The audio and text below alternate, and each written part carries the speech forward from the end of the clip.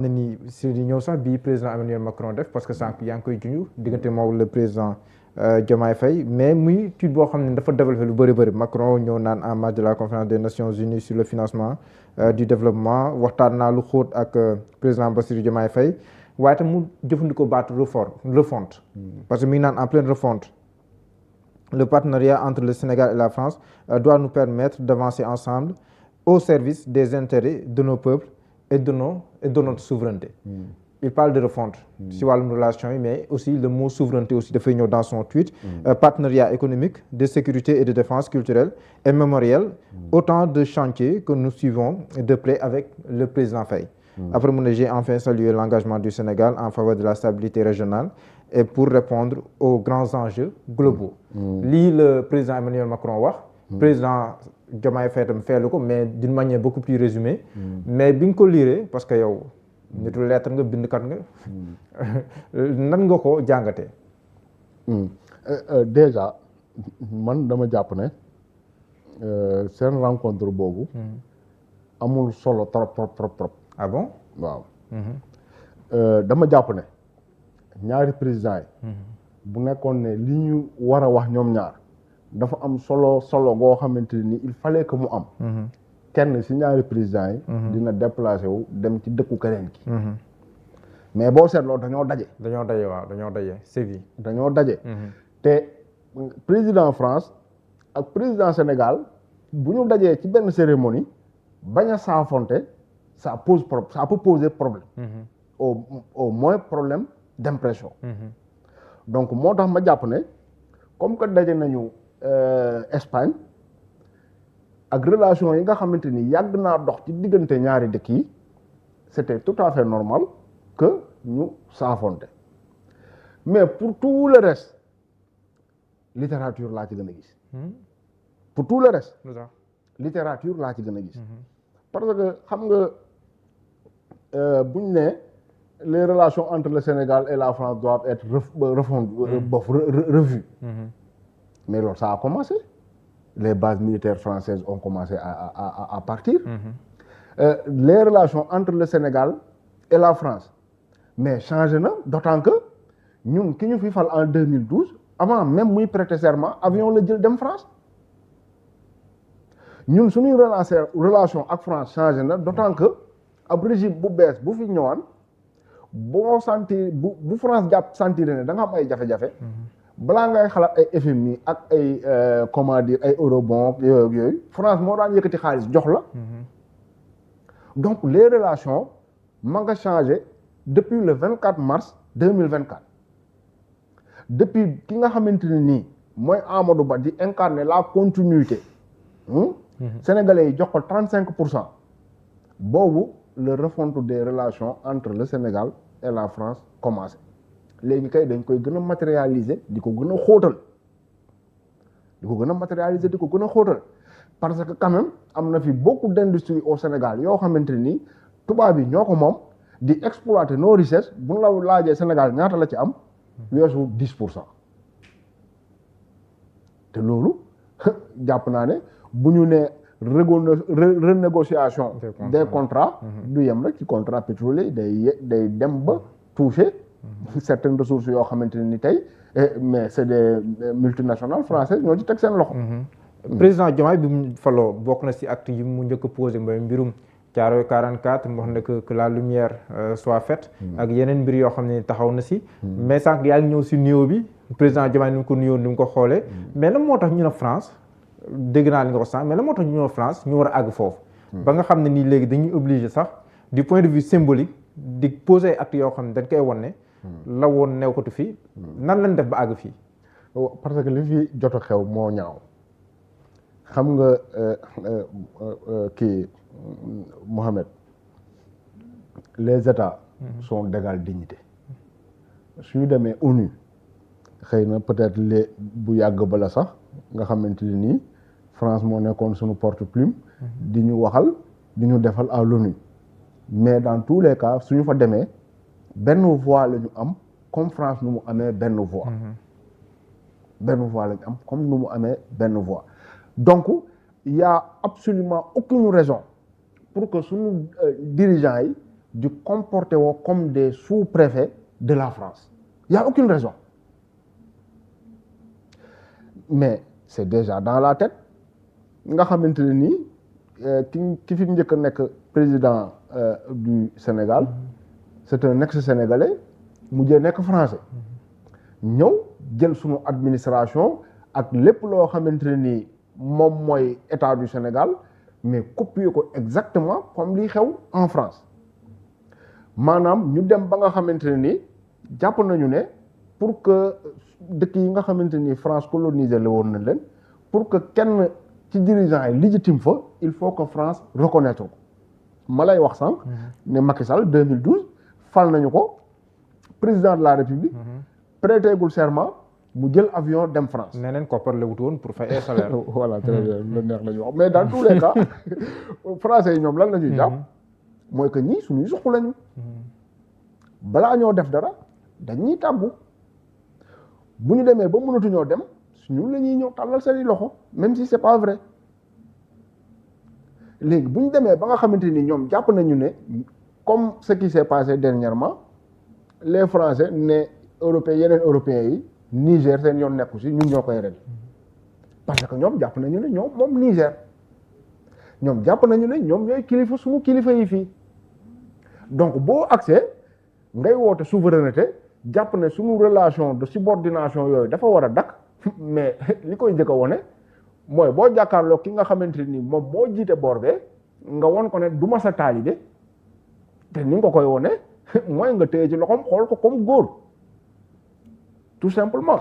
mais ce qui s'est passé ak notre Macky Sall là mooy un président des États-Unis bëgg a toog ci chaise Macky Sall tëbee ci chaise am dem di ko jàppal chaise am pour un président de la République mais loolu lañ fi daan gis nga xamante ni dafa ñaaw xëy na quelque part dañuy xeeb les symboles mais quand Macron bu mu ñëwee au Burkina Faso ñu ne courant bi coupé na. mu ne mbirum climatiseur bi. très bien climatiseur. mais gis nga ça que ça a fait comme débat dans la conscience des Burkinabés. baaluñu ko. c'est comme Macky Sall également bu Joe Biden di bëgg a toog mu tëb ne da koy tegal chaise bi. waaw xam nga Joe Biden nag mag la woon quoi. waaw Joe Biden mag la mais su demee ba mënul toog ci ab chaise yaakaar naa ne il est 1000 fois plus outillé en termes de sécurité et de protocole que Macky Sall pour ñu tegal ko chaise am mu toog. Pourquoi moom en tant que président de la République muy comporté wu comme un agent de sécurité comme un agent de protocole léegi nag bu nekkee ne da ngay woote souveraineté mais loolu yu mel noonu da nga koy dakkal nga ñëw jàpp ne ñii su may nawle lañu damay traité ak ñoom comme ay nawle. mais bu nekkee da ngay woote souveraineté aussi FMI fu mu toll nii ak yooyu suspendre leen programme bi ñu amoon ak Sénégal souveraineté boo amul yenn moyens économiques yeeg yooyu noonu yi si topp yëpp est-ce que du yuxu souveraineté rek tamit du nekk un mot creux boo xam ne nii jafe-jafe lay gën a jur ko leneen. waaw c'est le piège xam nga ñu bëri loolu la ñuy gëmloo maanaam ñii yéen rek mënu leen a dem. waaw yéen rek mënu leen a dem. te yaakaar naa ne l'exemple Iran rek wane na ne boo gëmee sa bopp am yenn ressources yi dara jomb la kenn nag waxul ne un pays day vivre en autarcie maanaam doo jëflanteeg kenn loolu ce n'est même pas possible mais booy jëflanteeg yeneen dëkk yi da ngay fexe ba nga jëflante ak ñoom jëflante entre ay nawle maanaam ñoo xamante ni du ñu jàpp ne dañ la yilif ñoo xamante ni duñ la xoolee avec une certaine condescendance di lay won ne da nga suufe mais tout simplement nu mu turati souveraineté boobu nga koy incarner dans la posture mais le plus important dans les faits parce que comme ni nga ko waxee bu nekkoon ne Macky Sall bi nga xamante ni mu ngi fi ñu ne dañuy woote souveraineté ci nguuram ñu ne les tuyaux de l'usine Kër Momar Sarr bënn na ñu ne Sénégal kat jéem nañu ba sonn mënuñu ko fatt français yi lañ dem woo pour ñu fattal ñu ko mais kooku su taxawee di wax waxu souveraineté nit ñi dañ koy reetaan parce que mënulul boppam dara mais le Sénégal en réalité dafa mënal boppam lu bare te nekkul ne su àndutul ak France mu koy dicter que day vivre en autarcie maanaam du ànd ak keneen wax naa la ko sànq am na ay temps yoo xamante nii suñ la ne sanctionné nañ la comme Iran maanaam yow sa pétrole di nga ko am doo gis koo koy jaay di nga am say ressources doo gis koo koy jaay mais également di nga am loo xamante ni di nga ko soxla si sa dëkk te doo gis ku la ko jaay wala boo gisee ku la ko jaay kooku du la ko ñemee jaay mais léegi monde bi dafa am mooy li ma la wax sànq la multipolarité boobu moo permettre occidentaux yi teg des sanctions à l'Iran mais du ko tee muy continuer di jaay du pétrole à la Chine parce que Chine appliqué wul ces sanctions là moo waral la Russie ñu teg ko des milliers de sanctions entre guillemets te loolu terewu ko mu continuer di vivre dem sax ba ay indicateurs de développement dépassé yenn yu bëri yu pays européens yi comprendre parce que monde bi weesu nañu bu ñu nee occidentaux yi àndatuñu ak yow kenn dootul àndate ak yow tey monde occidentaux yi dafa exister les BRICS existent d'autre part suñu ne àndatuñu ak yow wala boog comme ce qui s'est passé en Guinée nga xamante ni Sékou Touré day jël indépendance am par force ñoom ñu jël lañu fa am yëpp même les stylos sax ñu jël ko yóbbaale ko jàpp ne Guinée kat comme jël nañ seen i bagages day torox loolu moo existé tout tey jii nii un pays qui a des ressources ak un monde boo xamante ni c'est ouvert tu n'as pas à nu mu tuddati ne da ngay lonkalante ak France su dul moom dootul baax loolu nit ñi weesu nañu ko bu yàgg a yàgg la preuve les Maliens les Nigérians ak les waa AES de manière générale tey jii nii dëddu nañu France ñu ngi continuer comment dire ci wàllu sécurité di teg ay jéego yoo xamante ni kenn natable wu ko. si tournée yi premier ministre doon def sax le fait que mu dem fa aussi juróon na ay commentaires yu bëree bëri. ñu naan ñooñu lan la ñu mën a jëriñ si wàllum koom. ndax pour yow question bu yenn na maanaam. non question ko xamul dara la xam nga maa ngi koy wax barki dem ñun les pays yi nga xamante ni dañoo dend ak ñoom pays yi ñu frontalier muy Mauritanie muy Gambie muy les deux Guinée. ñoom soxlawuñu suñu port parce que ñoom am nañu accès à la mer. soxlawuñu suñu port. waaw ñi nga xamante ni ñoo soxla suñu port mooy les pays de l'AES yi nga xamante ni amuñu accès à la mer. Et ce n'est pas par hasard train existé woon entre Niamey ak Dakar. parce que gis nañu ne à travers ce nu mu tuddati ce train là. lépp loo xamante ni dañ koy jël en terme de ressources au Mali au Burkina au Niger mun nañ ko teg ci saxaar bi pour saxaar bi indi ko xam nga fan au port de Dakar directement donc ñun Sénégal moo tax ma ne ak relation yi nga xamante ni amoon nañ ko dans le passé avec le Mali nga xamante ni à un moment on constituait même un seul état ma ne relation privilégiée yooyu ñuy am CEDEAO waruñu ko xañ même bu nekkul question d'idéologie question de logique économique voudrait que AES bi nga xamante ne ni jege na 80 millions d'habitants nekk près de 3 millions de kilomètres carrés nga bañ leen a dëddu nga jàpp ne population de 80 millions d'habitants boobu kat man am na lu may jëflante ak ñoom lépp lu ñu soxla luy jóge bitim réew ci sama port lay jaar mais tey dañu dem ba Macky Sall bi nga xamante ni am entretenir na des relations d'animosité ak ces pays là